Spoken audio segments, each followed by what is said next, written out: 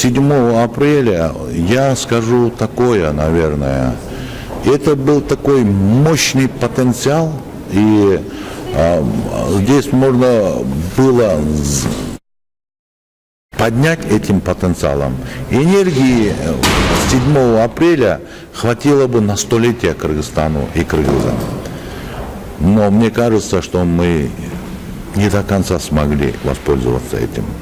Мне жаль иногда, когда идеалы апреля, они не совсем достигли своих целей. После такого мощного стимула Кыргызстан должно было просто подняться с колен. Просто это можно было сделать, потому что народ этого хотел, общество этого хотело. Все были готовы сделать нечто такое, что которое бы поднял бы Кыргызстан на 3-4 ступеньки выше.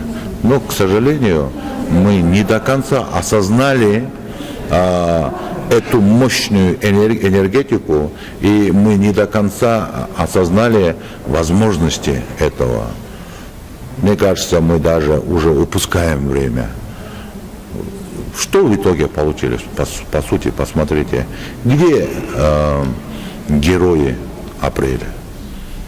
Некоторые сидят в тюрьме, некоторые забыты, некоторые вообще не удел. Что это получилось в итоге? Получается не очень-то хорошо это. Это событие, такое событие никогда не было у кыргызов, у Кыргызстана. За всю историю существования кыргызов никогда такого не было, чтобы отобранные молодцы, молодые джигиты отдали за будущее своей страны свою жизнь массово. Знаете, как можно было использовать это? Мы сейчас восторгаемся такими подвигами, как, например, Сафит Булан, да, если мы это, или даже, посмотрите, в каждой истории, каждой страны есть такие моменты, да.